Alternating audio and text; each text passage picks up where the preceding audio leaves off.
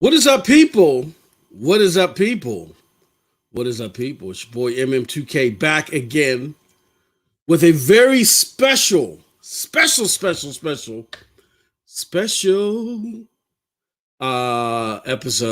of heck was that? Stadia live session. I want to welcome everybody to this platform, which is StadiaDosage News. Where we talk all things Stadia and, in the cloud gaming space.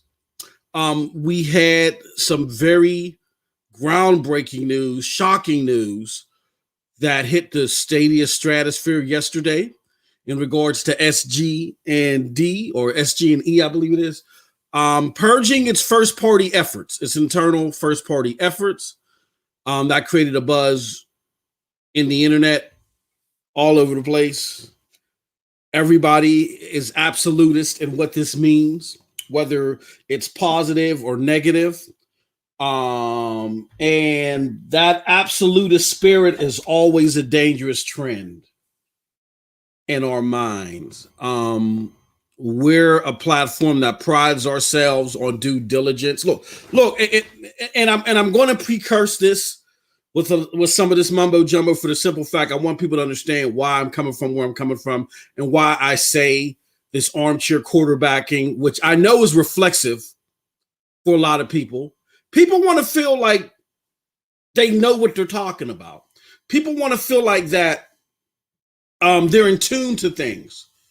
So in a lot of cases, it's reflexive to say, here's my opinion, and nothing else can happen. You know what I'm saying? But the problem with that is that's dangerous. Why is that? And I consider that dangerous because I'm someone that prides myself on learning something new every day. Like I wake up and I say to myself, what is it that I can learn new every day? Not what is something I can profess and get people to believe that I know what I'm talking about. That's completely flippant from how I approach things. And I say it's dangerous because when you have that armchair quarterback mind state, regardless if you're coming in positive or negative in regards to this issue, then you don't educate yourself and you don't learn. There's a great Chrome Unboxed article that regardless of where you come at this situation and how this news was told, I highly urge you to listen to. I mean, the chat, oh my gosh. Chat is bumping. Shout out to the homie, the gaming advocate. He said, happy Tuesday, SLS live advocacy. Absolutely. Chariot Man Gamer says, oh man, I've been waiting for this. Hey, this is gonna be a slobber knocker. Charles says, hey, my thoughts on this.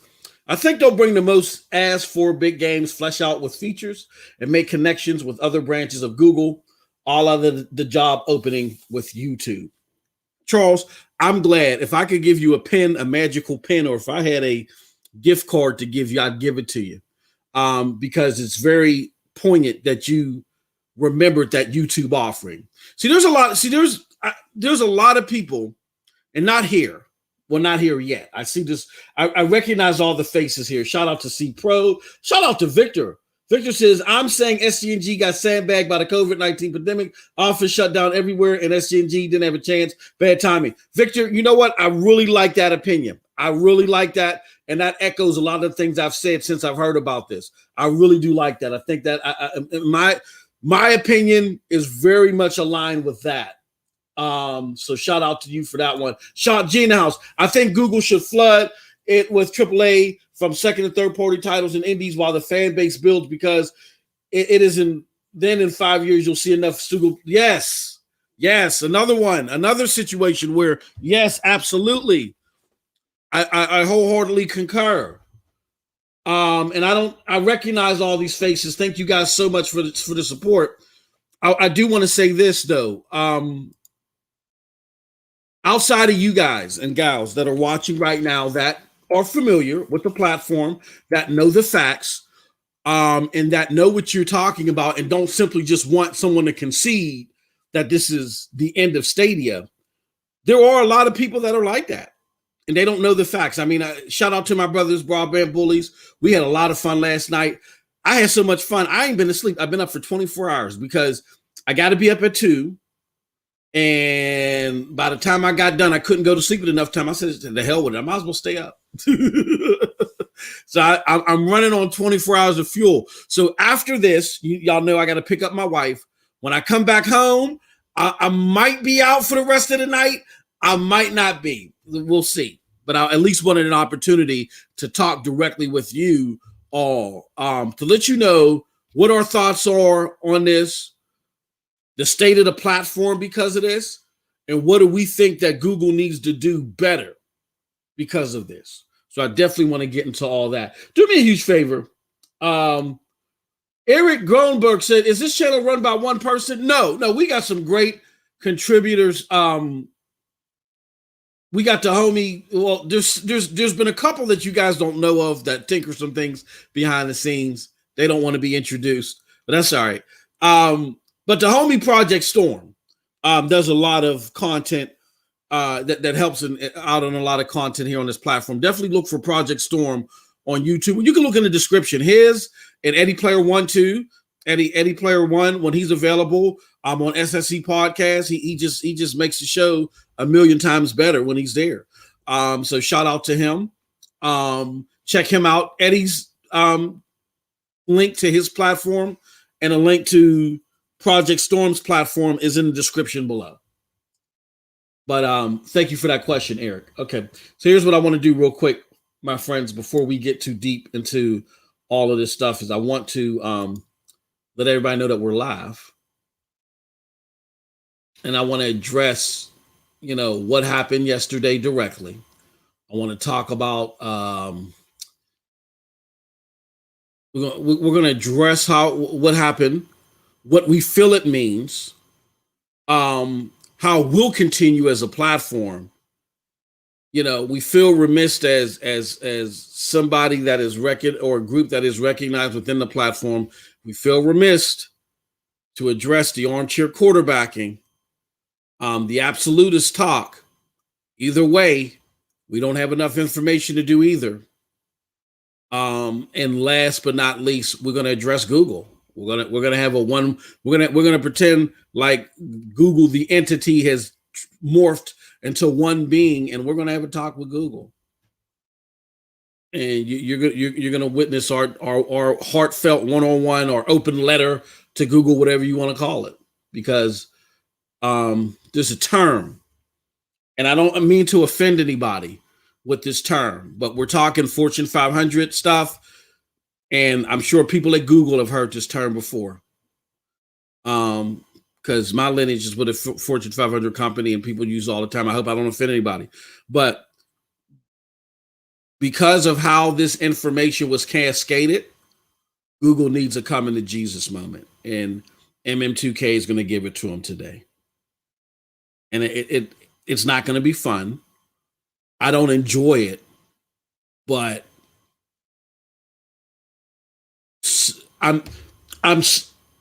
there are some things that I think are being overly people are being overly dramatic about some things, but I'm not saying that, you're wrong on your opinion. Your opinion is your opinion. You can't be wrong on your opinion. But I think, again, some people are being too absolutist about things when we don't have information. But on the flip side of that, how this information cascaded yesterday from a Fortune 500 company based upon what they are claiming that they're looking to do. And the core of that, I do believe that is actually what they want to do. Do I feel like it was executed properly? We'll get into that discussion as well. But one thing that definitely was not executed properly was how that information was cascaded. And someone that has been doing Fortune 500 work for 20 plus years, I'm at all at that more than I am what transpired. The explanation and the cascading of that information to me was more telling. And again, I don't want to offend anybody, but we're going to have a coming to Jesus moment. With that said, I want to thank everybody that's here. Give me a few moments. I just want to let everybody know that we're live. Unfortunately, I got to wait until we're actually live to do all this stuff. Hey, why not let our good friends in the Stadia Reddit know that we're live too? We'll do that. We'll drop a link there, right? Do that. They want to be, I'm pretty sure they want to be part of this discussion too. And then we're going to drop a link here. We're going to drop a link here. Okay. And do me a huge favor, y'all, because this is going to be a bigger discussion. This is going to be a big discussion. Hit that hunchback arrow below and share this out on social media platforms that you are connected to. All right. Let me go to the chat real quick. Oh, shout out to the homie. Holy cow. Come on, Chase. What are you doing, good brother? Stop spoiling me, man. He says, dropping another super chat because MM is on it. We don't know enough beyond the core elements of the blog post. The next elements. Hold on. What am I doing? Highlight it. Y'all need to see this great comment from my homie Chase. Dropping another super chat because MM is on it. We don't know enough beyond the core elements of the blog post. The next weeks are important for Google and Stadia to be clear. Yeah, they have no choice. Chase, they have no choice. And hopefully me and Chase can get together and discuss this and talk about this. We were trying to work something out behind the scenes, but right now I want to talk directly one-on-one. I have this open letter to Google lined up. We're going to do it, but Chase is exactly right. Regardless of how you feel, this affects the long-term ramifications of Google Stadia. And again, this is not to, because I dropped this in the Stadia Reddit. I want to be clear and concise. I don't want to be a hypocrite. This is not to Grace from Google, Chris, or anybody that helps out on that community management team. They can only serve the food that they're being given. You know what I'm saying? If you don't like something, see, I'm one of those type of people where if I go to a restaurant and I don't like the food that's being given to me, I got an issue with it, I'm still going to tip the waitress, but I'm going to say, you know what? I need to talk to your manager or give me the chef. I want to talk to the person directly involved. And I want to also caution people, please do not be doing abhorrent acts such as going after Grace of Google, Chris of Google, doing stuff that led to people closing out their Twitter accounts and stuff like that because of backlash they have no control over.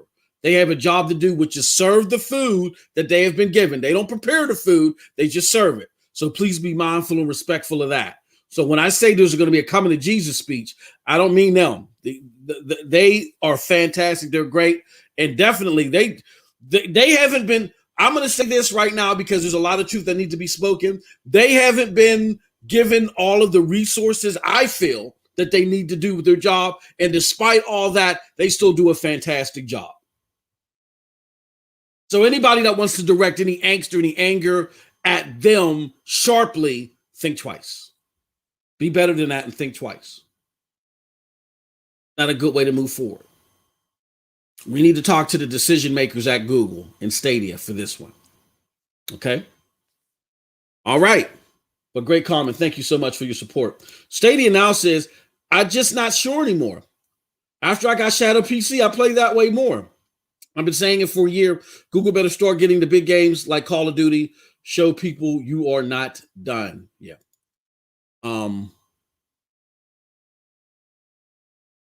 Do me a favor, guys, too. And again, this is not a shout out to the homie. Eddie Player One. What you trying to slip up in here and sneak by me? The aforementioned Eddie Player One. There he goes. He says, also drop a like, people. It helps bring more people. We're live. Thank you very much. I appreciate that. Kessel Runner says, I think this means bring bigger games to Stadia in order to increase player base and money, and then maybe they can revisit first part. You know what? I love this. You guys are, this is a great chat normally, but you guys are so spot on. I might as well make this an official open mic and shut the heck up. No, you guys are absolutely right. Absolutely right. I'm in. There's different sides of this equation, and I think you all are hitting the right marks. But no further ado, let me give you. Let's talk about what happened. Okay. So SG&D or SG&E, and I apologize for not pronouncing it correctly. The first party studio is no more.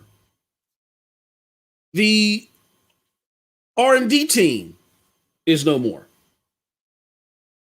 Now, the first party team that was doing first party development internally was headed by Jade Raymond. Okay, and we should all know who Jake Raymond is. Aaron Hoffman joined. Very smart individual, was behind the research and development team. Really spearheading a lot of the initiatives with the AI and machine learning. I want to say this, and I want to make sure that I say this appropriately. Anybody losing their job, because I've been displaced before. Early in my career, I've been displaced. And thankfully, I was fortunate enough to get a phone call 2 weeks later from another department within the company. And they said, hey, look, man, because they came down to our area when they knew that we were getting displaced. Very similar to what's going on with Stadia. I was in an area that was working on high-end technology for processing certain things that I worked. I got to be very careful. I don't want people to think that I'm trying to be coy, or I got to be very careful, because a lot of what I do is related to government contracts and other high profile stuff. I'm not allowed to speak on certain things specifically. But what I can say is that we were processing something, and we were using this new technology, and it was so efficient and so great and all this other stuff. But the cost of maintaining that technology opposed to the business that was actually coming on and utilizing it, the dollars wasn't making sense. So they bottlenecked the process and then let us know that we would be displaced. Another department came, talked to all of us, decided who they were going to get. They made some decisions sooner rather than later. They didn't happen to decide on me until 2 weeks after I was home. So I got like a 2-week vacation, still was paid because of the ramifications of my displacement. Got to sit at home for 2 weeks. And then they called me and said, hey, look, we want to offer you a position. And the rest is history. I've been with that section of the institution for over 25, 26 years. So I get it. It's scary. It was scary for me because I was young at the time that it happened. And I hope that people are as fortunate or even more as fortunate than I, for those that Google has not found replacement for. So I want to put that out there before I say this. Despite how, heart-dropping this is, I think the biggest impact for me personally was the R&D team, Aaron Hoffman's team, being let go. Because even if you're not making games internally, the promise of Project Chimera wasn't really encompassed on your first party team. You could have very well easily utilized Project Chimera to inspire second party, or Russia's second party development. And that's gone. So hopefully, we know the status of Jake Raymond. She left. Good luck to her. Hopefully she finds something. She's very talented. But for Erin, I know she's been somewhat vocal on Twitter. Hopefully she finds something as well. Very smart individual. I mean, a lot of her stuff that, I follow her on Twitter, and a lot of stuff that she gets into is very intellectual. I'm not always the sharpest pencil in the box. So wherever I can sharpen my mental focus, I opine. So I even appreciate her Twitter feeds. Very, very, very smart individual. And Google should be pulling its hair out trying to find somewhere to place her if they haven't already. That's that. So that's where they're at. The R&D team, the first party studios, they have been displaced, and hopefully they'll be replaced or, totally displaced out of the company. Google will continue to offer a retail service. What do I mean by that? Retail service means they will continue to market to gamers like you and I through Stadia and Stadia Pro. A la carte purchases or groupings of games through Stadia Pro. They will continue to do that. Here's where they are adding a new revenue stream. They are adding a wholesale business. What I mean by wholesale business is they're licensing and they're working, they're going to establish vendor type relationships with other entities. I know there's a lot of hoopla about that. I'm gonna get into what we feel this means. I know there's a lot of hoopla. Oh, why they're doing this or whatever. Well, think of Amazon and AWS. Think of Microsoft and Azure striking that deal with PlayStation, a bitter rival. Google currently doesn't have a revenue stream like that, and that could have been part of the problem. They had nothing to subsidize holding a first-party studio with lofty ideas that we loved, but there was nothing subsidizing that. Not the growing but still small player base of Stadia. That couldn't do it. But Amazon can subsidize their gaming efforts because of, the things that they may have in relation to AWS. Microsoft can subsidize what they're doing because of their other established gaming business. Google had nothing to subsidize Stadia besides money and other Alphabet, which is the parent company entities. And that doesn't fly. It doesn't fly with investors.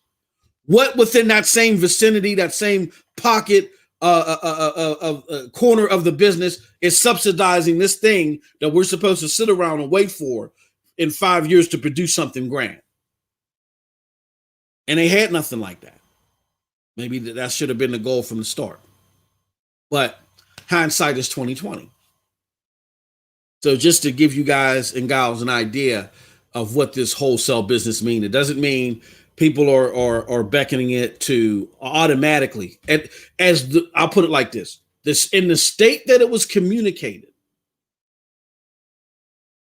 people are making it sound like that Google is tearing apart server racks and they're selling them in a yard sale for $5.99 and a pack of cools. No, that's not happening. Think of this as wholesale business. That's why I specifically said wholesale. Amazon's doing it. Microsoft is doing it. It helps subsidize their gaming business. Google needs something equivalent. So before we move on to what we feel it means, I'm going to do this. I'm going to go through the chat. Pause says Stadia is not done at all. Keep in mind, Xbox and Sony closed first-party studios at the beginning. Oh yeah, absolutely. And I don't know if it's just because it's an age disparity, an age gap between me and some of those that have the absolutist rhetoric out here. But I urge, and again, I know this guy may not be your favorite person. He's out there spurring about Google Stadia, and I don't agree with hardly anything he has to say. But he's a hell of a research investigator. And that his name is Jason Schreier, formerly of Kotaku. If you think that what's happening right now is so out of the norm, I urge you to read Blood, Sweat, and Pixels and make sure you have a cushion on the ground for when your mouth drops when you look at the revelations that happened with Microsoft.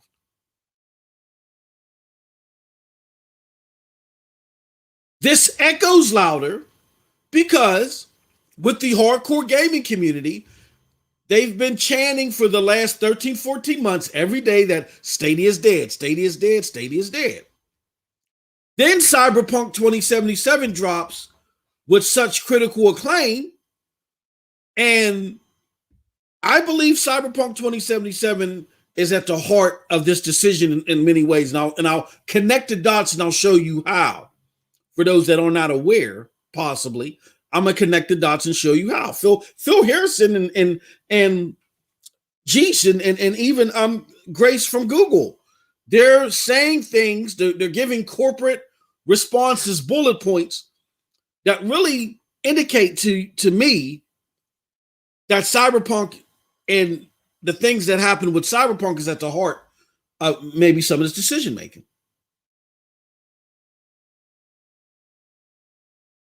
So I see the chat bumping. You guys have a lot of great comments rolling and flowing here.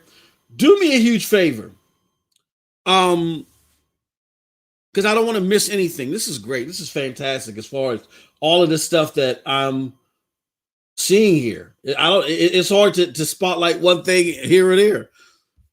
Just so I don't miss anything, you can hit the super chat button and leave me a comment like my good friend Chase did. I'll see it automatically. Boom, goes the dynamite. I'll open it up and we'll get into it. I mean, if it's something that you want me to see. Okay. Because there's a lot of great stuff here. But to Carlos's point, he says Stadia's not done it all. Keep in mind, Xbox. Yeah, read Blood, Sweat, and Pixels. Because I know a lot of you were thinking to yourself, MM2K, you don't seem fazed by this. I saw you on that power panel hosted on Cloudy. I saw you with the broadband bully. Shout out to my brothers. I love them. They was trying to beat my legs, but they couldn't even see where my legs was at. That's what the equivalency was. All they heard was mainstream hoopla, and they interpreted in an absolute state of mind, not knowing anything else in between. You understand what I'm saying? So they were trying to beat on something they couldn't see because they don't understand it. So you could have heard me in both of those places yesterday and said, MM2K, you don't seem like you're fazed. And I'll say this. In no way, shape, form, or fashion do I think this is a nothing burger. Again, the announcement is like groundbreaking. And I don't mean that in a positive way so much. It might end up becoming a positive move, but I don't mean that in a positive way because of how the information was cascaded. It just was done negligently. And I'm nowhere in shape void of that reality. Okay. So Grace is back on Twitter. Great. That's great. Now show and please be respectful to Grace. I'm not void of that reality at all.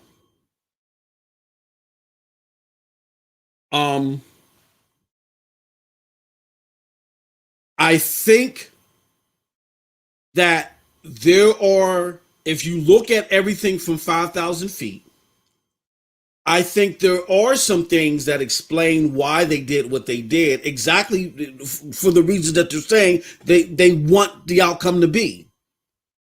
But again, in the mannerism in which it was cascaded, it was severely negligent. That being said, I got to talk to my extreme camps before I get into this. Extreme camp number one that wants to say, okay, this is it. It's over. I don't have enough information, but this is the feeling in my gut. So I'm lifting my arm off the chair and I'm armchair quarterbacking. It's over. That's extreme camp number one. Extreme camp number two. This is a nothing burger. Leave it alone. Just act like you don't see anything. This is nothing. Nothing to be concerned about. What are you worried about? Stop it. Those are two extreme camps that I'm letting you know right now that what I can't do, even though I'm going to attempt to answer, is Stadia did thing. What I can't do is plant my flag either or. You're very welcome to be part of this discussion, but I'm not going to be absolutist in saying that this platform is dead. I'm not going to be absolutist and say that, no, this thing is going to survive for decades and decades and decades, because we don't have no information to back any of that up. And I also have a message for you.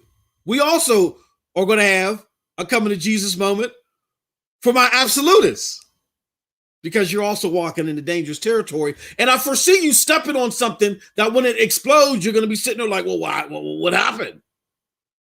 So we're going to address all that. All right. Bernard Crow says, this is not the end of Stadia. It's simply a smart business decision to focus investment, bringing more content to the platform, supporting publishers, and getting games to the platform day and date. Bernard, I wholeheartedly am in that mind state. Now, whether it's going to be successful or not, it depends on Stadia's execution. And for no further ado, let me explain why I feel that way. My homie cold as ice. Good to see you. What's good, big bro? Good to see you, man. Lord Vivek says, I'm not an extreme camp, but I have no desire to play anything yesterday or today. You know what, Lord? No, this Stadia has put us in an emotional roller coaster. They have. And I completely understand. Nobody's wrong for their opinion. It's just when we try to take that opinion and we blur the lines between how I feel and not being self-aware, to like, this is just how I feel. I'm not saying this is going to be etched in stone because I can't tell you that anything is etched in stone. I'm not in the boardroom. All I can do is do research, do due diligence, put together facts, and present them to you and say, here, this is why I think what I think. With that said, if I get it, man, a lot of this stuff could have been avoided too if it just would have been cascaded better. So if you need to take a break, brother, don't feel bad at all. I can dig it. I can dig it. Trust me. I've been having some conversations behind the scenes. So people need to take a break. It's up and down, we just came through the apex of Cyberpunk 2077, putting the platform on such a high for us to turn around literally in the blink of an eye and for this message to be cascaded so poorly. So, brother, trust me, I get it, man. I get it. And don't feel bad because of it. I get it. Next we go hard, man. What's going on, good brother? Good seeing you. Bad timing, yeah. Bad timing, Vic. And I'm going to get into it, man. It's bad timing and horrible execution. And a Fortune 500 company like our good friend Bernard said, I wholeheartedly believe that this is why they did this. But if this is the outcome, you don't do it that way. You don't do it this way. What are they thinking? I don't know. I just don't know. And for a while, I was starting to think foolish MM2K. Yeah, you got Fortune 500 experience, but you ain't on Google's level. Google got this. You just need to sit back and chillax, brother.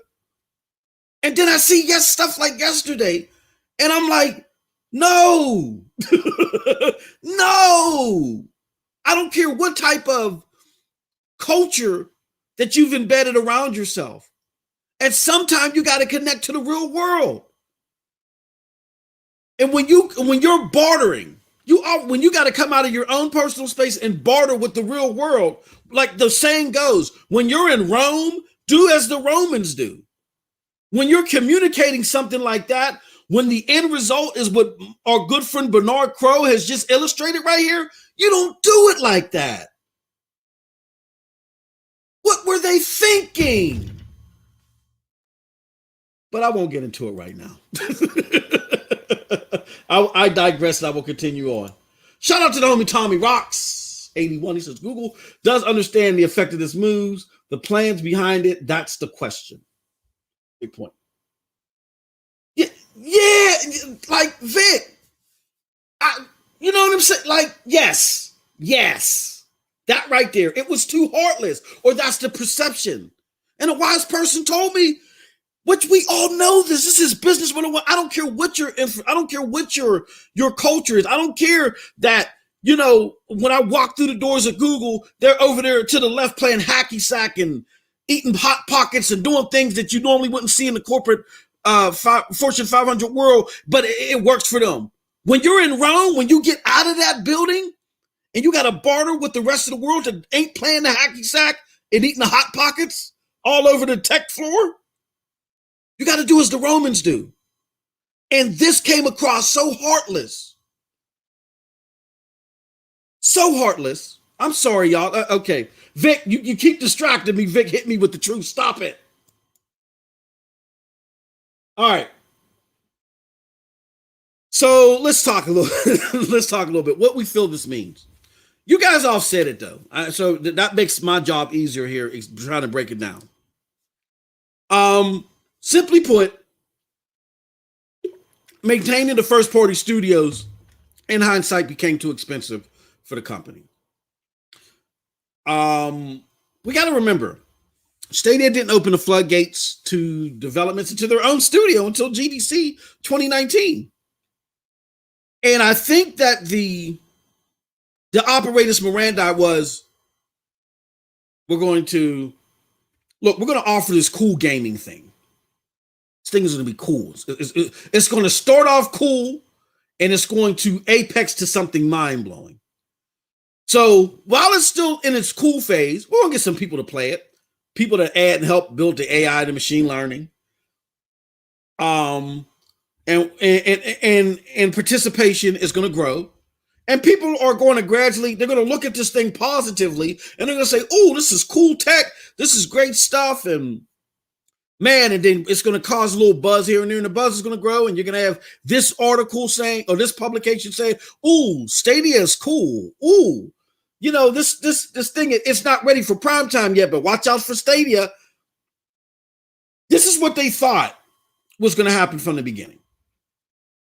I mean, Jack Buser talked about it may not be a premier platform that people will have to come back years later and enjoy, but they thought that the condensation around this would be a lot more positive. And they said, while it's still the cool thing and we're building the AI and stuff, Aaron Hoffman, John, and Jade Raymond, Jade is going to build games. Aaron is going to build the tech. And then when this thing is at its apex and it's ready, boom, we're going to drop said game. We're going to drop Jade's game with Aaron's tech, and it's going to turn the world upside down. And what happened? First and foremost, they didn't get the reception that they thought they were going to get. It was a lot of different factors in that. Now, I want y'all to follow me here on this one. I think part of it was, let me address this one real quick. And my broadband bully brothers, they tried to pull my card on this one, but I wholeheartedly believe this, and y'all might try to pull my card on this one too. But I got to give a kudos to Phil Spencer. You probably sitting there like, whoa, hold on. MM, you had me for the stream up until then. What the hell are you talking about? Phil Spencer early came out and professed how he was terrified of Amazon and Google. Like terrified. Like you literally think that they were in a creepy looking Scooby-Doo van with a nightstick and some pepper spray chasing Phil home at night. Amazon, you got to watch out for Amazon and Google. Amazon and Google. That's how I've never seen an exec talk about his competition like that. You think it was an excerpt from an episode of ID Channel. Almost got away with it. Like they were coming to get this guy. I've never seen it. So in contrast, the gaming community said, hey, what? Amazon and Google, why is Microsoft so afraid of them? Their PlayStation is kicking their butts. And if they're looking past PlayStation, Amazon and Google must have something coming. Let's go focus on them. Here's what Phil Spencer knew. He knew that Amazon was in development hell. He knew it because it was being advertised. I remember before Google even announced the name of their platform, they said, and they, as in Amazon said, that, hey, we got this lumberyard engine that's a derivative of the Crytek engine, and they were building things up, and then all of a sudden the studios got shut down. Phil Spencer sees that. He also, look, these industry people are close and they hear things. He also knows that Stadia has not opened its development camp to anybody, to the masses, and they're going to do it at GDC 6 months prior to launch. He knows this. So what is Phil Spencer thinking? These guys aren't ready, or they're not ready to buck with me yet. They coming for my spot, but they're not ready yet. So how about I do this? Let's turn the pressure up on them. And what does he do? He talks more about Amazon and Google than Amazon and Google are talking about themselves. And what does that do? That turns the ire and the fangs and the meanness and the skepticism of the video game world, which is the video game industry that's been clenched to the back of Phil's neck for the past 7 years. It released some pressure off for him, and now that them eyeballs are on Stadia and Amazon. Before I go further, let me read these comments. My homie, the gaming advocate, Chase says, "You keep dropping these facts, MM. I'm gonna keep dropping. Hey, stop spoiling me, Chase. I appreciate you, good friend." He says, "When you start the PR message without focusing on the players first and instead of partners and technology, that can send the wrong impression." Yes, I do. Yeah, the chronological order of that structure also leaves a lot to be desired. Absolutely, I agree with that, Chase. You guys are spot on today. Robin Mayorga, I deeply apologize if I butchered that. She says, "Loving what you're sharing. Fantastic." Hey, Robin, thank you so much. I really appreciate it. We're really trying to grow a platform here where we cherish everyone's opinions. But when we come to the spot that we settle on, it's based upon the facts. And then we all just have an open discussion. Thank you so much, Robin. I really appreciate that. And thank you for your support. We can't do this without your support, Robin. Thank you so much. So yeah, I threw Phil Spencer under the bus, but think about this, y'all. Think about it. Have you ever heard an executive say so much that they're fearful of their competition the way that Phil said he was fearful of Amazon and Luna? And Amazon and Luna knew. They both know that they're years away from any type of saturation that Microsoft can produce. They're years away, and they know that. So if Phil Spencer knows that, Phil Spencer's not a dummy. You may have reservations on the quality of games that he puts out there, but he's far from a dummy. And y'all know how I feel about Phil Spencer's output. You know, I have my reservations about it big time. But I've always said, whether it's on this platform or my own channel, MM2K Video, shameless plug, check me out on YouTube. I've always said that when Phil Spencer walks into a room with 100 people, he's usually the smartest. I've always said that. I see what you're saying, Heath. That's the politician of Phil. I see what you're saying, Heath.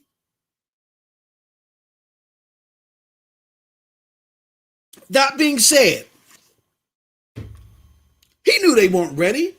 So why else would you tell the world that you're afraid of them unless you want to say you want to put them in the spotlight? You ever see a situation where you got high school rivals and someone so-and-so will do it because they know that they'll flub it up.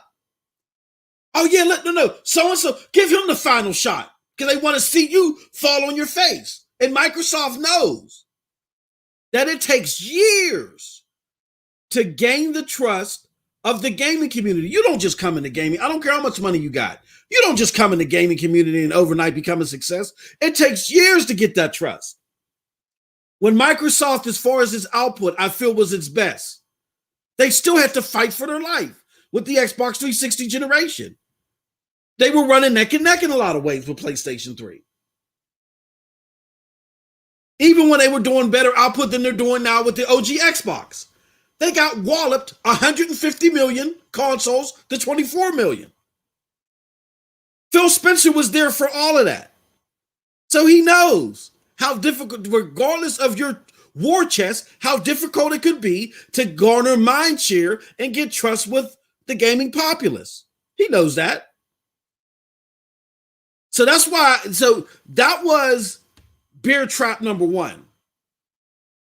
And I feel like Stadia stepped into it by having a first-party studio without anything to subsidize what they were working on. And a part of and they might have got like a nice little nudge from Phil Spencer to fall in that bear trap.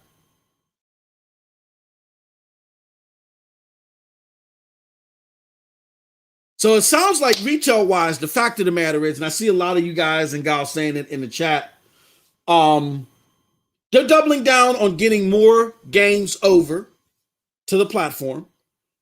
More second party partnerships. I'm hearing that a lot. And using the power of YouTube to bolster its reach. Now, I want to show you guys something. You know how we do. Let me show you something. See if I can find it. That it? Yeah, that's it. Okay. Wow. Shout out to our good friends, Cloudy with the Chance of Games, Duncan and company. This is a job offering the same day yesterday. This fell under the radar, y'all. YouTube is hiring a project manager, game experience, Stadia. This is great news for Stadia. This is happening while all of the catastrophe of the first party stuff is happening.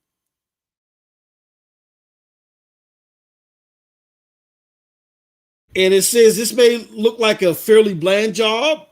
Duncan puts it here, but he says, as it project manager for game experience for say, however, this is going to take some explanation on how this is quite significant. Over the last year and a half, there seems to have been a little disconnect between YouTube and Stadia portions of the Google business. But now you have this new job that looks it's going to conjoin and deal with a lot of that disconnection. And he says that this is the more pivotal thing. The thing to notice with this listing is that YouTube is doing the hiring, not Stadia.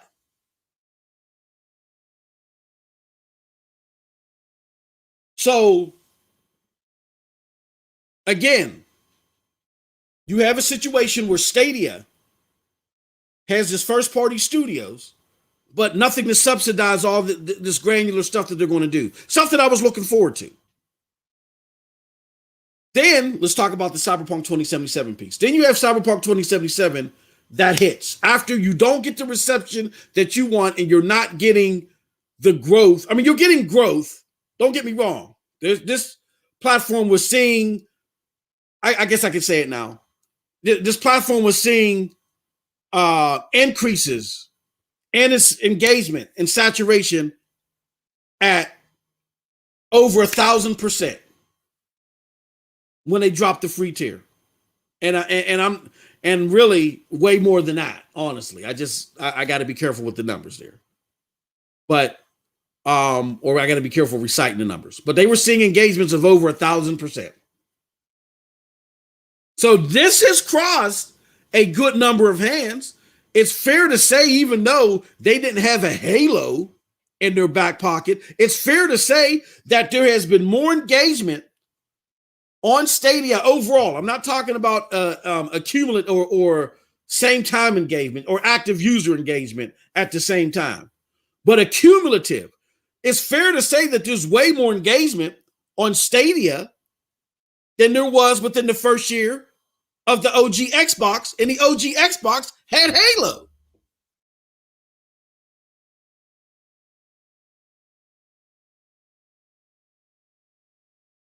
So when you take all that into consideration, my friends, it looks like that what they're doing is they're doubling down on getting more games over to the platform. Games like Cyberpunk 2077, that when you go back to the speech that Phil Harrison, the head of Stadia Games, talked about, the first thing he says is, we're talking about this whole ordeal. We launched Stadia with the goal of making your favorite games instantly available wherever you want to play them. With the recent successful launch of Cyberpunk 2077, it's in the second sentence.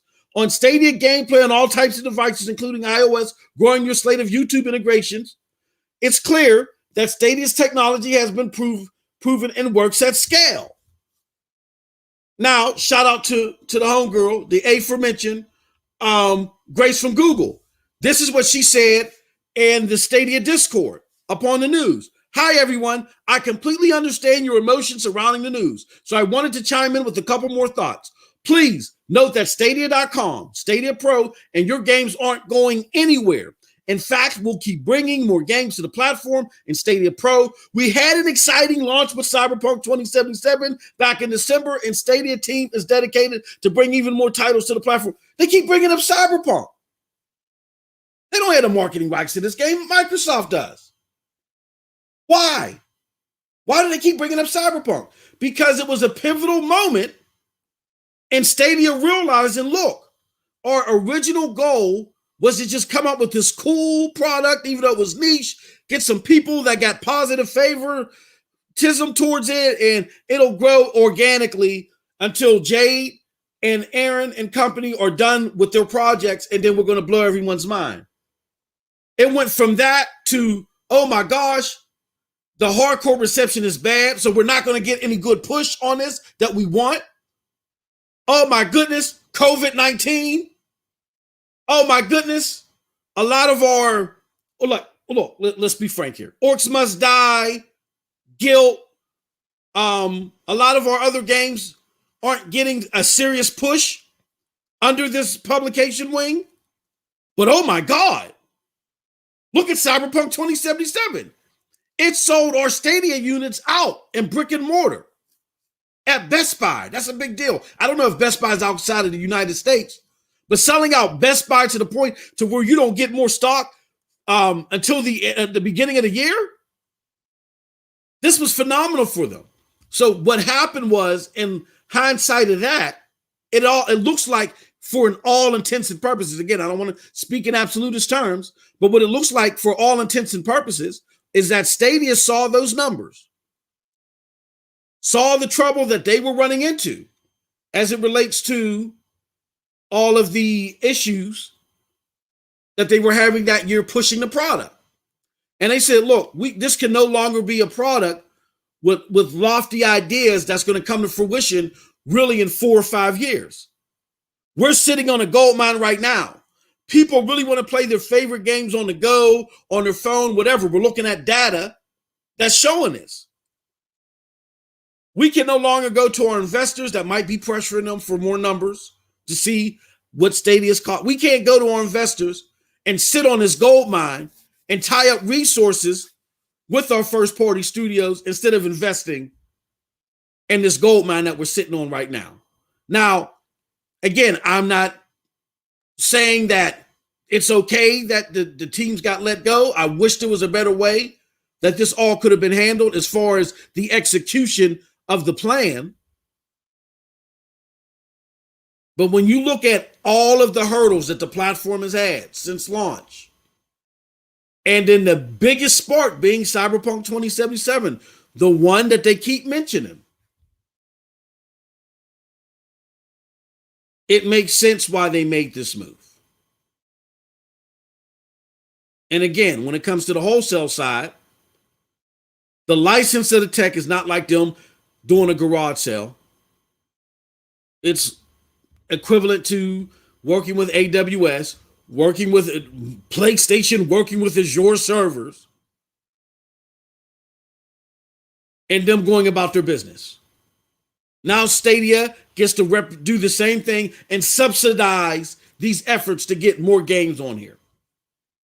So basically what I'm trying to say in so many words is that it appears, by all intents and purposes, that resources for building these first party studios and maintaining them was tying up potential money that could bring more AAA games, more Cyberpunks to the platform and grow the platform exponentially.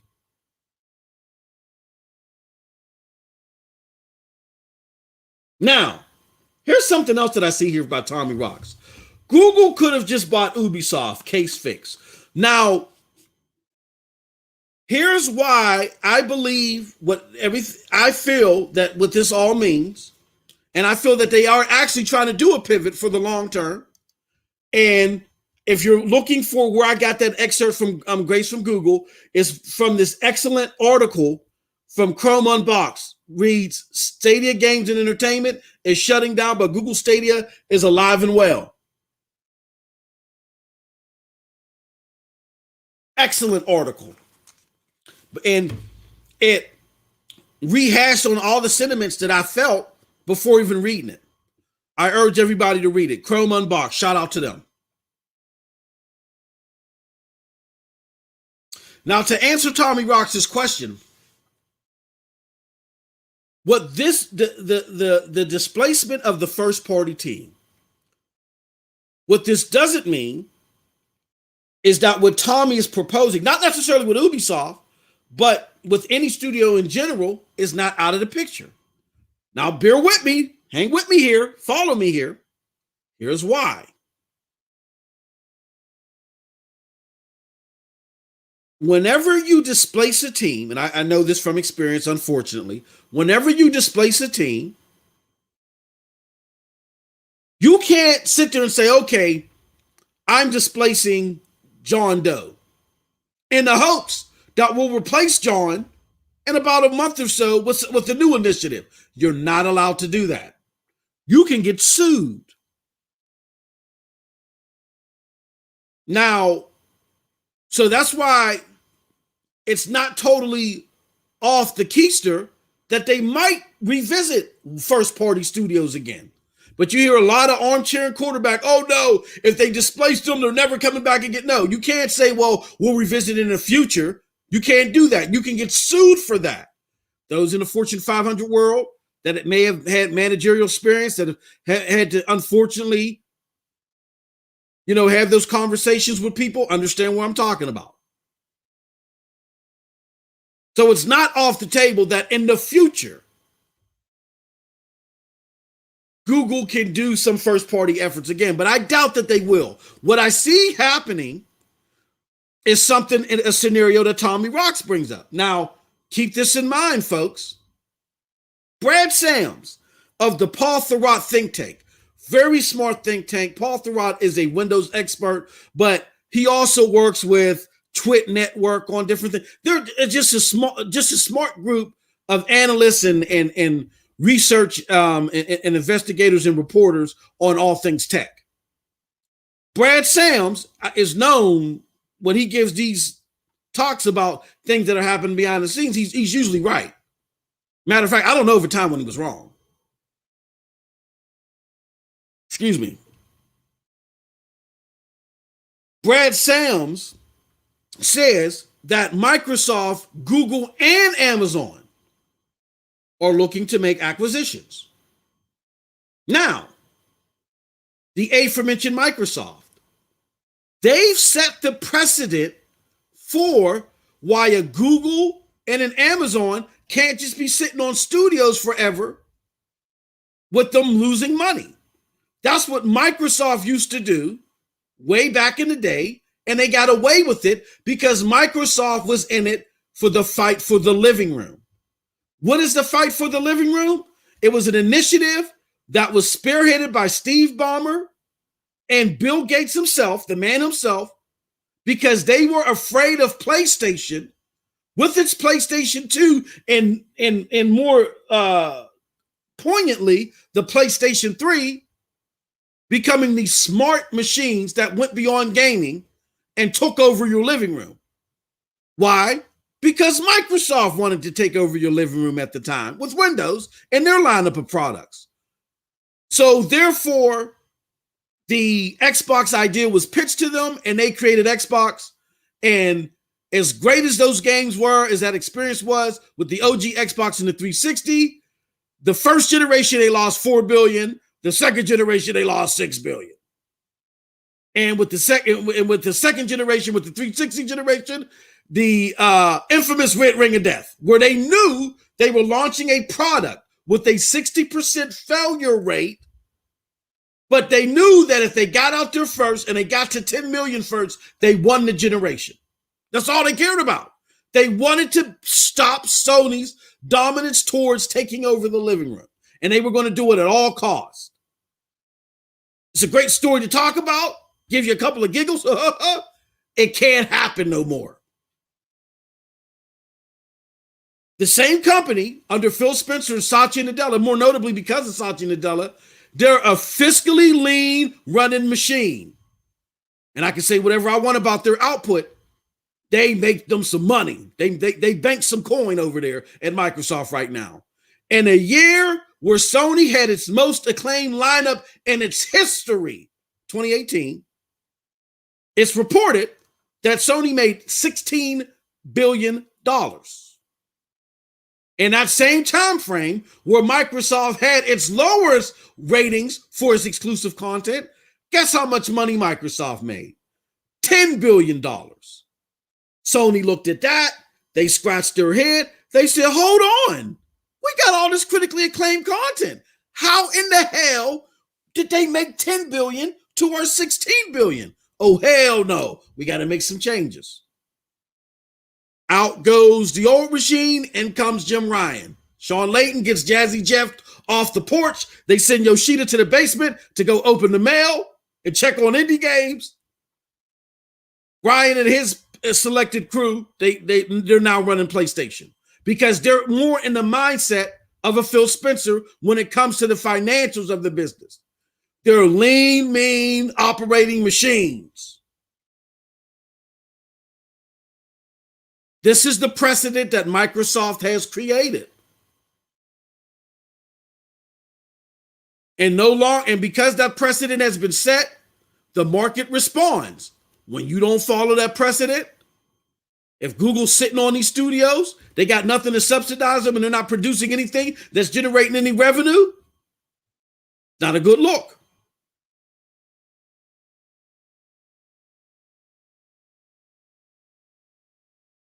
Shout out to the homie Project Storm. If I can get to you, good brother, if my mouse stops being so daggone slow. He says, StadiaDosage News, I see where you're going with this. I can understand what Google is trying to do. If the power moves lined up quickly to bolster this platform before Xcloud, GFN, Luna, etc.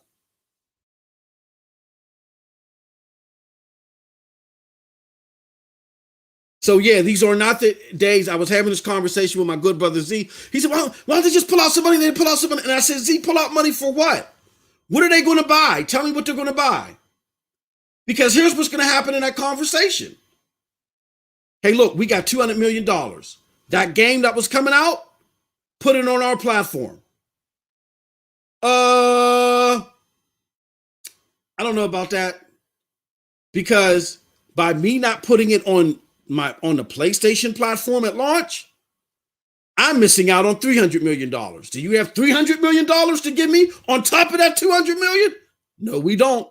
Okay, well then you're not getting my game. You see what I'm saying? It's different from back then. Microsoft launched its first year with 30 games.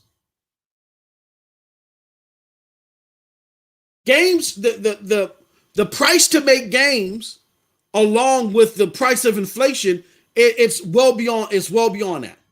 Back in that generation, $2 to $5 million to make a game. Now you're anywhere from 150 million to 500 million just to make the game. That doesn't necessarily even include marketing.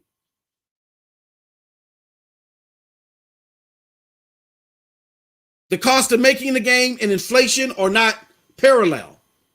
So I have to explain to Z. What are they going to buy? What came out this year? Okay, they go buy Marvel's Avengers. You really think that you really think Google Stadia can sit there and say with $300 million, hey, look, we want to buy Marvel's Avengers.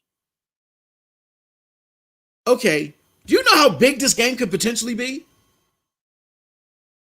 We're going to get $300 million from PlayStation in the first 3 months.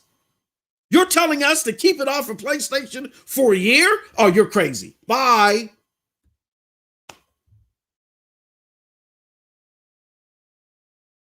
It's a different ball game right now. So that's what we feel it means, and we understand why they did it. We don't like the execution, which I'll get into in a little bit. Shout out to Bippity Bop. He says, that's right, Chris Torres, facts. He says, Sean Christopher says, this makes sense. Our app is on your TV when purchased. You can play AAA games on it with no additional purchase, or we make our own games. This is a good move, poorly. Absolutely. It was horrible. Horribly messaged. Bippity says, I was mad yesterday, earlier today, but now the dust is settled. I'm still rocking with Stadia. It's too good to leave. I'll leave if it shuts down. Says, can we all agree that the messaging was awful? Absolutely. Yeah, I can agree with that. Stadia Pro Gaming says, we don't have a clue what their plans are, but if it brings more games, more polished games, I'm happy. They could even be embedding into some studios to give us those cloud features. Rose Gaming says, I hope those developers move to the department helping out the partners get their games on Stadia. I'm hoping that too, my good friend. Case Ball of UK, March 17th, FIFA, absolutely. Pete Stevens says, Moss, I think it's weird the old Chromecast works with Stadia, but the new Chromecast Google doesn't work with TV yet. Here's what's going on with that, Heath. The new Chromecast, the old Chromecast was specifically a casting device. The new Chromecast is more like a Fire Stick. When Stadia was first built, it was built to work with a casting device. It wasn't built to work with something like a Fire Stick.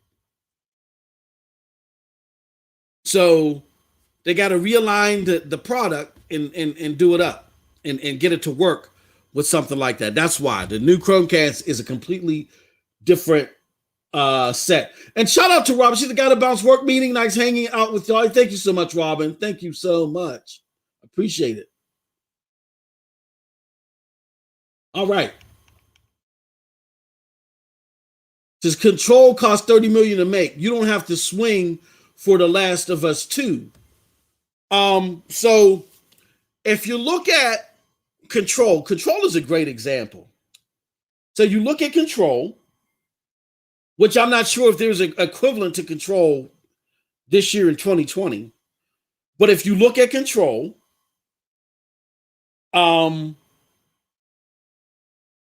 Control didn't take that much to make. But if you look at the Epic Games deals, Anders, and everything else that they've joined themselves to, they were looking to make bank off of this game. Gentlemen, I forgot the publication that they were working with. They were making a look bank off this game.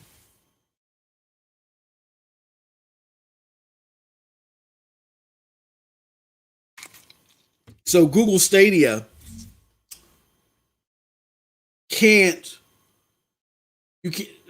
when they approach them, they don't say, look, it costs you $30 million to make that game, so we're going to give you $50 million. That's not going to fly. You got to take into consideration the potential. They give you back a number and they take into consideration the potential loss they're going to occur by not putting it on other platforms. Because history shows, Anders, that when you have a time exclusive, by the time it gets to them other exclusives, it does far worse. It doesn't have that new fresh smell. And gamers say to themselves, whatever. And that's a potential loss in revenue. So they give them back a number. They say, don't worry about how much it took us to create this. This is how much we're going to lose by putting it on your platform. And you talk about the smallest platform of them all. So they gotta make up for it not being on PlayStation, the suggested revenue for PlayStation, the suggested revenue for Xbox, and if they were going to do a Switch version day and date, they got to consider that's a lot of money. Thank you, Anders. 505 Games. Yep, that's a lot of money. The smaller you are, and the less saturation you have, the more problems you run into when you try to do said exclusives like this. Microsoft was willing to do it because they were going to throw away money because they were in it for the fight in the living room.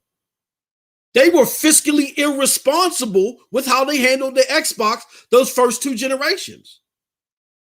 You can't do that anymore. You just can't. Nobody can. That's why Phil is where he's at. That's why Jim Ryan is where he's at. They cut out the PlayStation cut out going to E3s. That's why I was trying to explain to my brother Z. It's a different time fiscally. You can't do that stuff anymore. Sanjo George says, when do you think Stadia will get a mobile such as Smite? I'm going to be honest with you. I would have thought it would be more likely when Aaron Hoffman was there with the tech and stuff like that. I don't know. When will somebody do a port like that? The platform would have to go up. Again, you got to see, it's easy when you look at games like Resident Evil, which are pretty much single player games.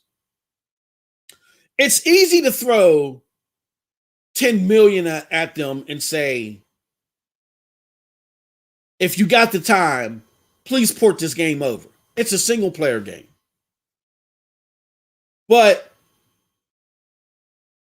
So it's meant to be played, and then that's it. But when you have a game like that, and you have MOBAs, the continuation of the game is what thrives the game.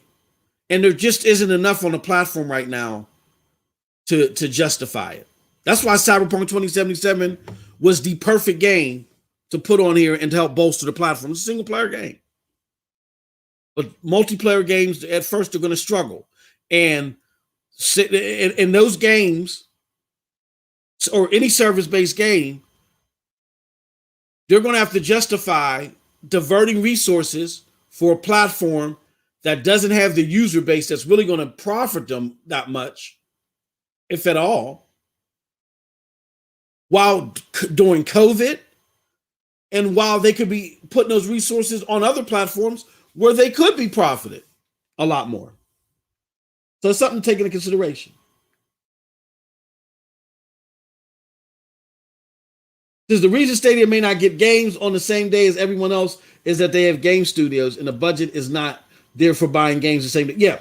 And that's why I believe that they looked at where they had money tied up and they said, look, it's just not worth having these first party studios and waiting 5 years. We could be using this money elsewhere. We can't explain to our investors on why Cyberpunk 2077 did so well and why we're not going after more opportunities like that. We can't sit there and say, well, they're going to do this AI machine learning. The investors are going to look at us like we're crazy and say, no, dump that chicken dinner and get a winner. And I hate to put it like that. I don't want to sound insensitive, but I'm just putting you in the mind state of the Fortune 500 company and what they were thinking, not necessarily what I think is the right thing to do. All right. So now that we addressed that, I want to say how we will continue. I want to address how we're going to continue. Despite the poor segue to what we believe is a reallocation of resources to hopefully do better, we still believe in a retail proposition. I got to be honest with you. I went from Xbox to PC and to Stadia. And with no exclusive content, me just playing my favorite AAA games there, I've enjoyed gaming like no other with Stadia. And I got my PlayStation 5 back this past weekend.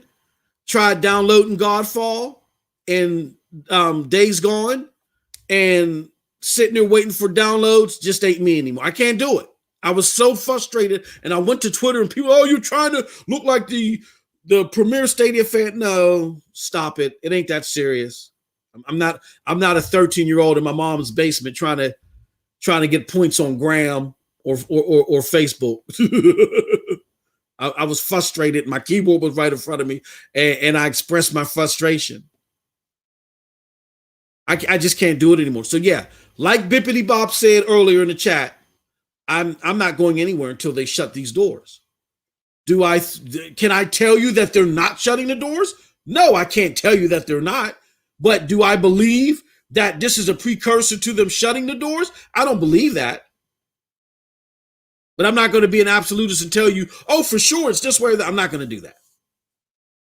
So because of that, because we feel, based upon the information that I shared with you, and hopefully you understand where we're coming from, whether you agree or not, but based upon the facts that we've uncovered and the stuff that we looked at, it looks like it's a reallocation of resources.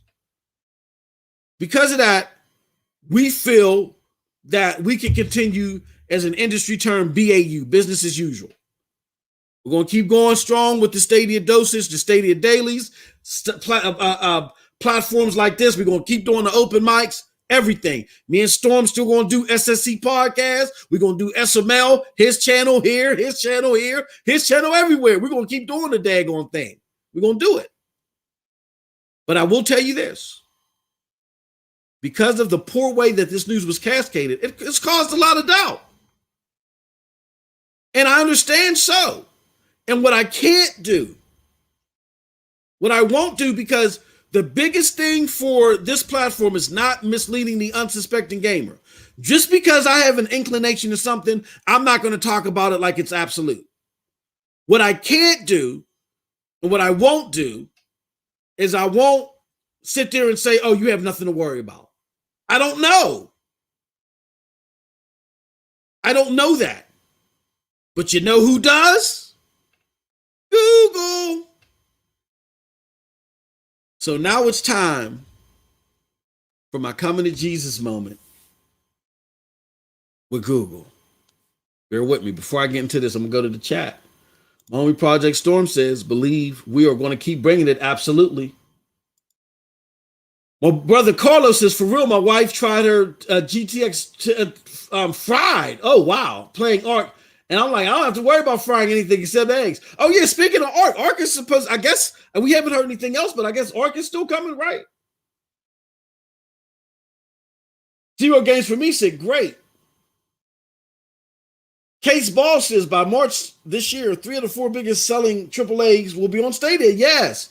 That's something that we lose sight of. Even if you look at 2020, most of the biggest games that year came out on Stadia. Phoenix Rising, Immortals Phoenix Rising, Watchdog Legions, the game that you're seeing right now, Assassin's Creed Valhalla, Cyberpunk 2077, NBA 2K21, Marvel.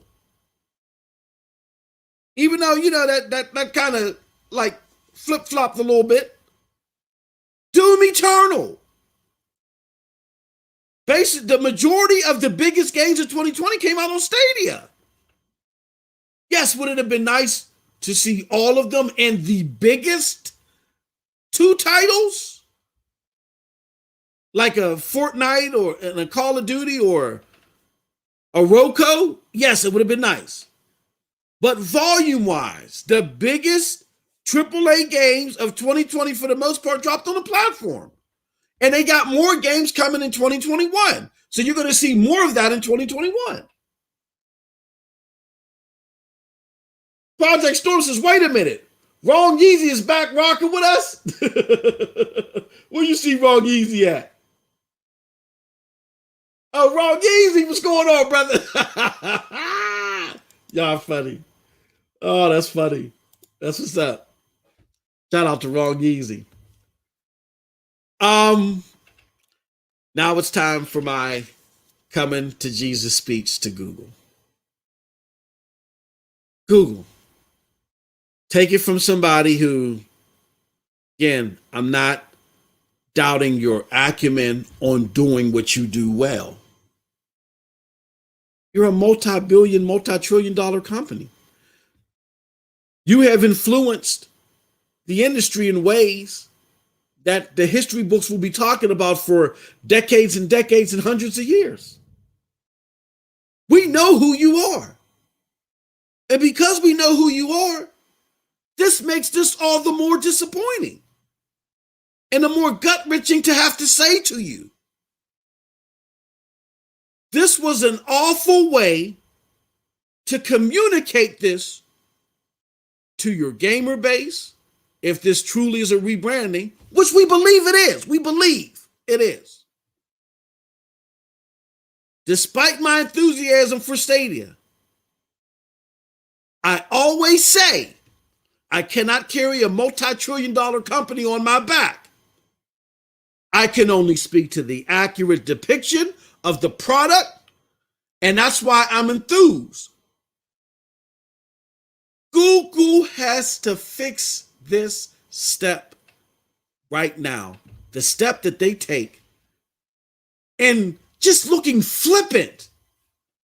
Flippant and like my brother Victor says, heartless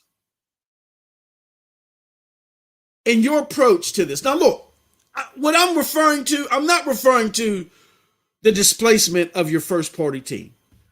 That was a part of the business move. I'm not talking about that. I'm talking about the communication of what happened to your consumer base, the people that believed in you, people like my brother, who is likely going to call me and say, yo, bro, You got me so excited about this thing that I went and bought 3 Google Stadias. How my brother would describe it. What the hell is going on? If you are doing a rebranding, you don't do it like this. What you do is you say, look, you have the displacement happen. You report it first. Don't be giving it to no damn Kotoku. The hell is going on here? You report it first in your blog.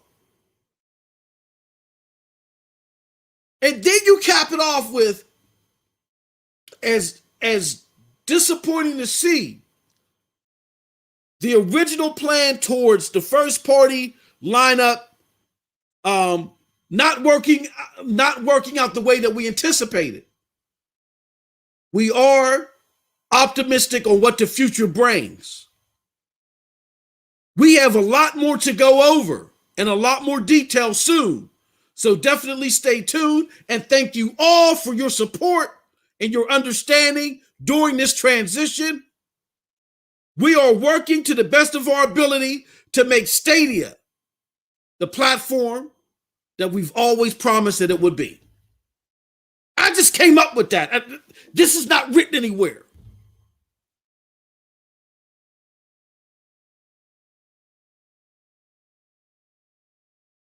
You let people, you don't just sit there and put this piss poor letter. Look, where's this piss poor letter at? Let's put it up here. You don't put this piss poor letter, we launched Stadia and this and that, and this and that, we're going to do this and that. This looks so flippant. It's an embarrassment. You speak about what the vision is going to be.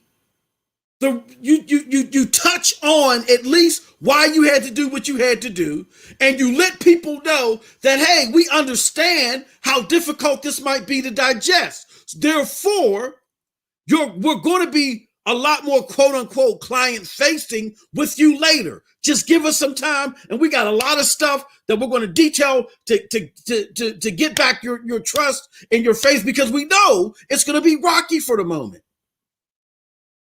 That's how you do that. What the hell is this? Who approved this?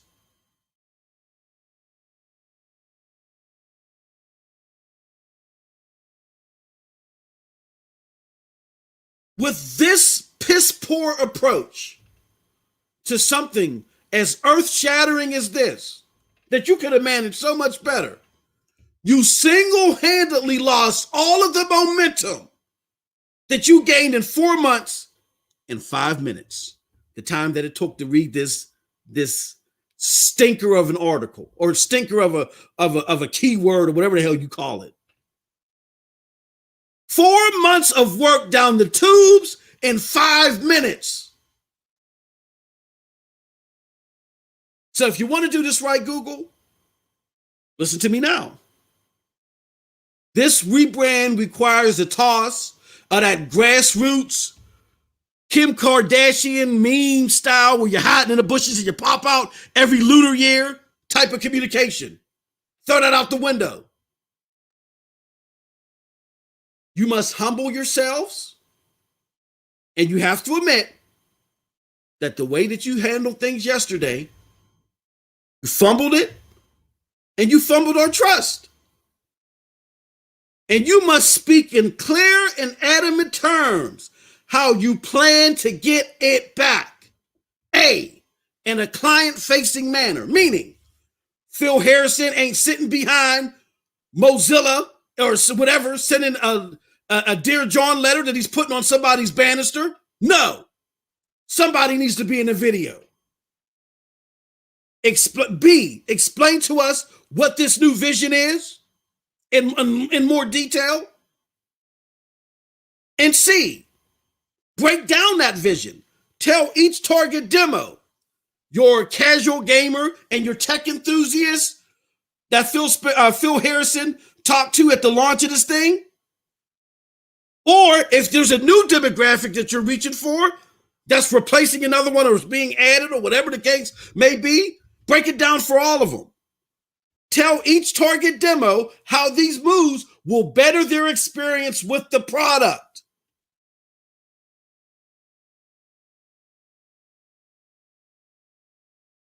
If you fall short here, Google, restoring faith in this product, this, of course, will reflect within the community.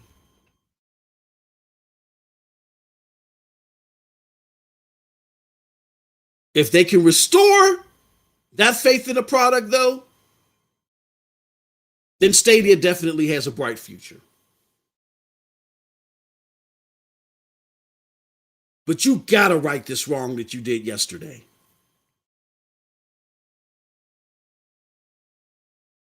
I don't know what in my 20 plus years, Fortune 500 company, number one in our line of business. I can't tell you who it is. Number one in our line. So I've seen some stuff.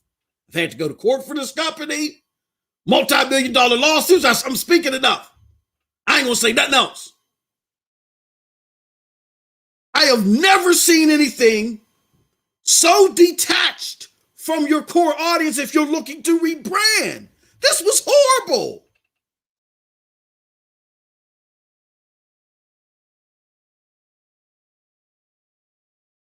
Horrible.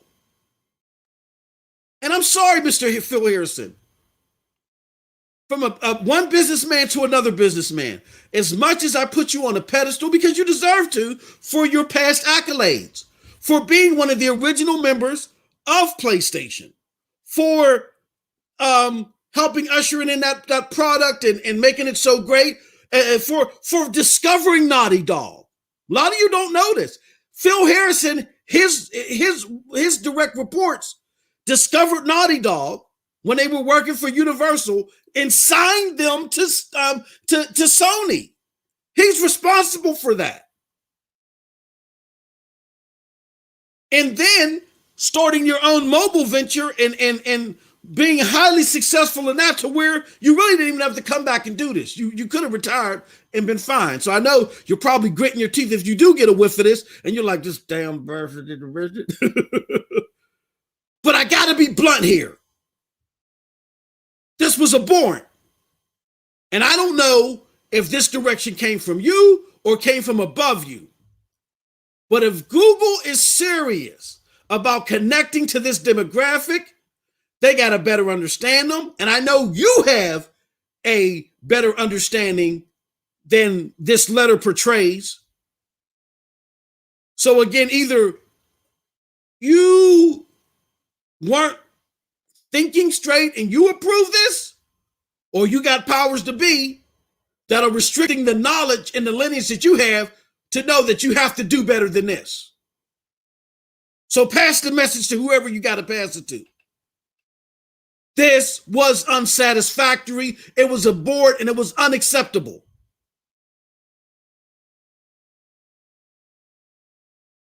You are Google.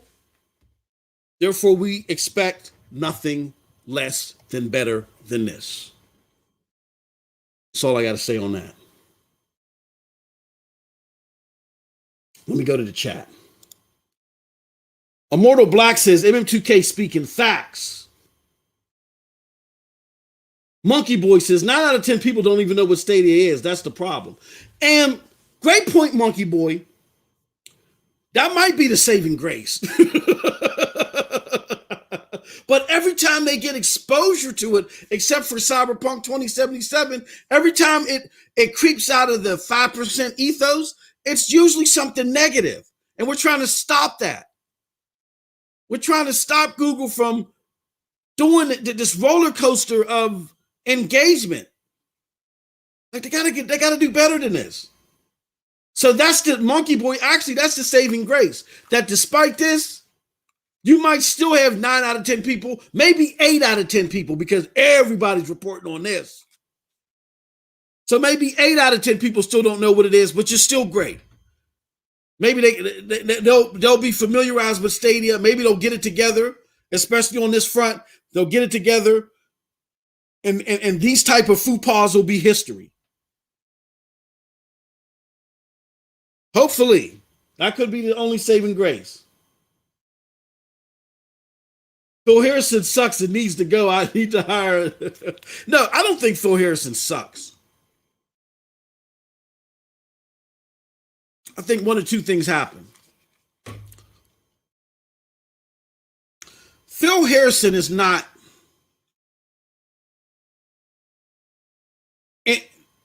In the case of an emergency, when you need somebody to communicate something, Phil Harrison is a great boss and a great leader, and he can help orchestrate what needs to be done normally, but he's not great at doing that speaking. Let me give you an example.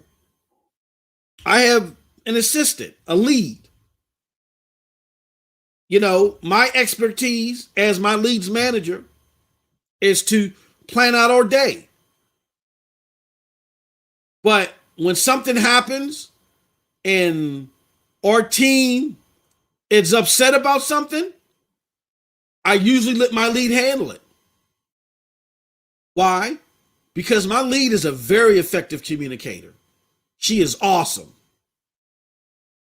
And a lot of time when the team hears from me, they act like they want to throw up on themselves. Because they're like, oh, there you go with your BS again. But she's a very effective communicator. So only when things get out of control do I step in. Then I got to put on, we got to play good cop, bad cop, and I got to be the bad cop. But I'm self-aware of that, and that's okay. It is what it is. And Phil Harrison is not the greatest in crisis time communicating to consumers. Jack Buster's better at this, but I don't think this is necessarily what are the right words to say. It is, what level of transparency are we going to hold ourselves to? And it just wasn't enough. I think you staggered us into two parts, at the very least. Part one is being insensitive to the fact that you're displacing people, even though you're hiring most of them. You're not going to be able to rehire all of them. One of them already left. People are rocked by this. You see it on Twitter. They are rocked by this. So part one of that is explaining that, hey, this is happening. It's part of a bigger plan because we're rebranding. And we want to give thanks to the people that became part of this venture and while it was plausible. And we deeply regret that this has to happen, but it has to happen. That's part one. Part two is now we owe something to you, the consumer, because you're probably thinking, what the hell is going on here? What is this thing ever going to plateau as far as expectations with this thing? We know that's how you feel, so we're going to do a part two. We're going to communicate that to you. Stay tuned. That's how you do this. Not like that. That was horrible.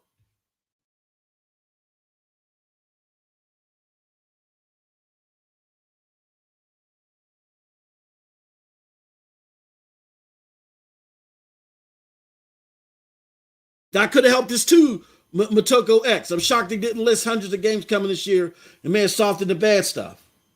Yes, something like again, God bless Grace. They're giving her half a moldy lemon and want this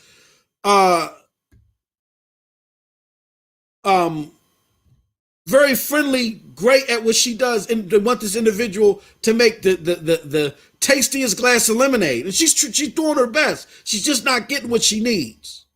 I'ma say it. My 25-year Fortune 500, top of our business. We can buck with Google. We can. That's all I'm going to say. I've never seen anything like this. Never. And I get it, Google has its own culture, but there are just some norms that you don't stray from when you're dealing with sensitive communications to your consumer base, especially after the roller coaster ride that you've been putting them through. We get what had to be done, should have been communicated better, period. Kel says, maybe they're not rebranding. Look, I think they are, but Kel, I can't be mad at you for thinking that. Because you know who got to make you think otherwise? Google. It's up to them. So I'm not mad at you for thinking that way, my good friend. I can dig it. I can dig it. Last but not least, I want to talk to my fellow content creators. We got to have a coming to Jesus moment too. Oh, Lord Jesus. Or content creators and staples of the community. All right. I feel we're missed to caution folks again. Now, I get it. Emotions are at a high, and everybody's not going to take this like I am. I get it. There's a lot of angst, anger, disappointment, etc. That said, I'm going to say the same thing that I've been saying on this platform since day one. Speaking in absolutes forever cements you to that proposition. For instance, if I say Stadia will for sure remain intact after this, but they end up closing shop like KLF suggests, he's like, hold on, they closing shop. And that ends up happening. That's a reflection on me. And I'm stuck with that. And on the flip side, if I say Stadia for sure is closing down, it's a wrap. There's no other endpoint of this.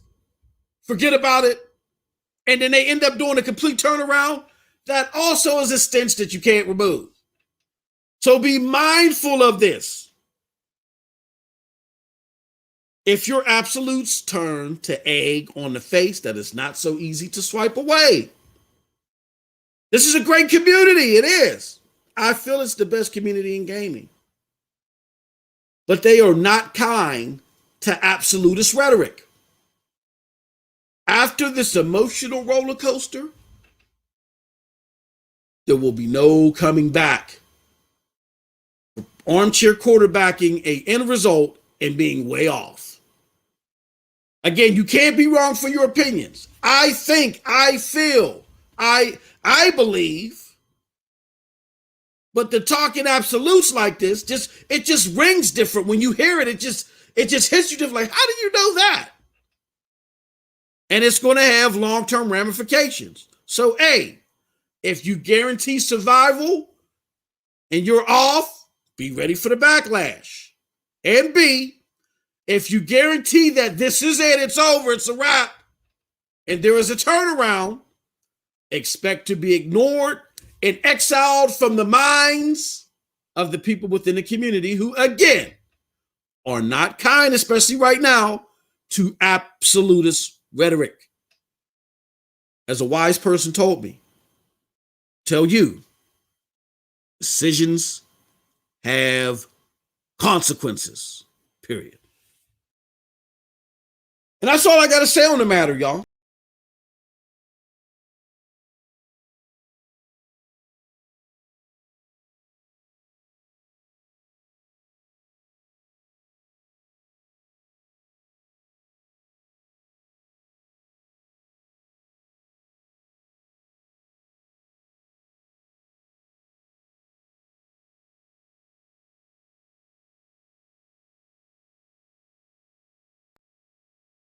Oh, my bad, y'all. Uh-oh. Sorry about that. I bumped myself out of the damn, what's it called? All right, let me put it back here. I was leaning forward and I hit my keyboard and it bumped me out of the damn chat. All right. Mr. Chip says, I need some help. I'm getting toasted on a YouTube video where the host said Stadia was dead. You know what, Mr. Chip, here's what I discovered. There is a mountain of ignorance that's out there about Stadia. Oh yeah, the Spawn Wave guy. Yeah, he's yeah. He's not the sharp. He's not the smartest cookie in the box. But I'm gonna tell you this, Mr. Chip. Let him talk it. Let him say it. Like, the message has to go clear to Stadia. When we had a fathomable idea of what the product was offering, then yeah, you could get a decent amount of us to buy into this grassroots thing. I'm gonna let you know right now with MM2K. Oh hell no, I ain't buying into that. I'm gonna tell you what I see with the product, what I like about it. If you like me, what you might enjoy out of it. That's all I can do right now until Stadia corrects this wrong and properly do a rebranding of the product. Until then, it ain't Mr. Chip, it ain't even worth it, man. It ain't even worth it. We can't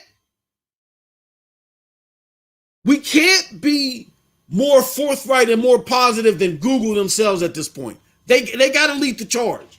If they're not willing to lead the charge, then it's going to be all for naught anyway, because people just won't come over. Stadia has to lead the charge.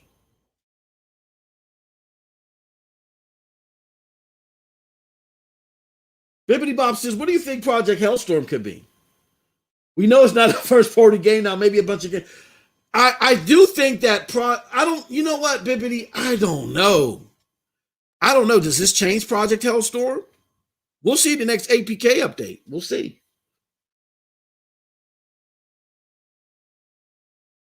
But yeah, Mr. Chip, don't even do it. Like normally I would. I'm not even doing it. I'm just dropping articles out there that I feel take a good glimpse at the facts and look at the facts appropriately, like this Chrome Unboxed article. But I ain't. Besides that, I ain't. I'm not. Yeah, exactly. And I get the fear, Mr. Chip, and it's especially why we do what we do here. We don't want people to be led astray. But you know what? At this juncture, outside of our own platforms and our own threads, our message is not going to be effective. We just look like fanboys right now because Google ain't exuding confidence. Our message, we have been, for lack of a better term, we have been neutered and spaded by Google right now as far as having any effectiveness and mind share growth until they come out here and they correct this wrong that they made yesterday. If they don't correct it, then all I can do is make videos and talk about what I like. You know, Mr. Chip, all you can do is maybe on Twitter talk about why you think what you think. And the people that catch us will catch us. We have been spayed and neutered by Google until they fix this problem. We no longer have mind share effectiveness. We did before all this. I know we did. I had people that were like spawned spoof wave who would come to me behind the scenes and be like, damn, man, I don't even, it used to be fun kicking around Stadia, but you and the Stadia goons, man, y'all done stop me. We used to be effective. We're not effective no more. They have rendered us useless. So that's why I said the whole grassroots thing, it means nothing right now. They got to fix this. Me and Storm, we're going to continue to do our thing. We're going to continue to be excited on what we're excited about. We're going to continue to have the coming to Jesus moments where we need to have them.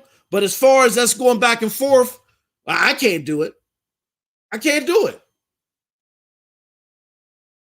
Shout out to Calvin Morgan. Yes, dropping March 17th. GHJ K75 said, this is a great business move. Y'all sleep. No, the act is not the angst. The act isn't the angst. It's the cascading of the information. The cascading of it is the real sin. And I know that sounds insensitive. It's not. Trust me. I've given my previous experience. It's not insensitive because I've been through this before. But the real sin is the cascading of this information. And we've been, and again, I'm going to be totally honest with you. I've been rendered useless. I love the platform. I'm sticking with it. I do feel this is a rebranding, but this wasn't just a bad message. This is unacceptable. It's unacceptable. They can do better than this. You trying to tell me Google? Google can't do better than that? If they're really trying to rebrand, I don't know what lattes they sipping up there, but they better do better than this. They better do better than this. And like my homie Chase says, I'm talking with righteous indignation because I've done this for 20 plus years. And this is Google, damn it. They can do better than this. I don't understand what this is. I'm really at a loss. I'm going through a syntax error. I can't compute. The messaging yesterday in the cascading, Kotaku, you let Kotaku introduce this information? This should have been, we don't even know what games are coming, damn it. Your consumers that are paying you don't know what games are coming, but Kotaku gets this information first and flips it and frames it the way that they want to? No, show us better respect than that. You release this information, and then you let us know after you release this information that there's more to come, that you're paying tribute and sensitivity to the people that you had to let go. But bear with us, y'all. This all is going to make sense soon. Bear with us. We're going through rebranding, and we're doing this for the better. We got more to come.